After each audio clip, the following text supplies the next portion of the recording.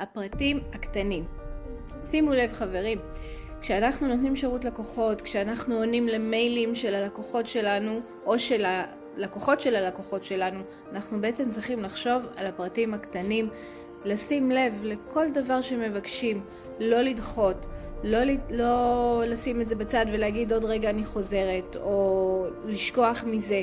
לשים לנו את זה ברשימת הטופ פריוריטיז שלנו לטפל בהם, כי הדברים הקטנים, אם בן אדם לא מצליח להיכנס לזום, אם בן אדם לא מצליח לתפעל משהו מסוים במה שהבטחנו לו, אז אנחנו צריכים להתייחס לזה ולתת לזה מענה כמה שיותר מהר. ברגע שניתן מענה מהיר ומדויק, אנחנו קודם כל נבוא לקראת הלקוח והוא יהיה שמח והוא יהיה מאושר, הוא גם ימליץ עלינו בהמשך, לא עלינו כמובן, על הלקוח שלנו וגם עלינו אחר כך אולי, וזה מאוד יעזור ללקוח שלנו לצאת החוצה עם השם שלו. אז אנחנו צריכים לשים לב לדברים הקטנים בכל שירות שאנחנו נותנים, בין אם ללקוחות שלנו ובין אם ללקוחות של הלקוחות שלנו, אני קוראת להם קליינטים.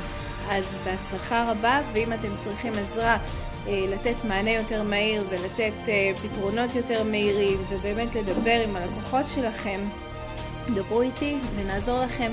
בהצלחה.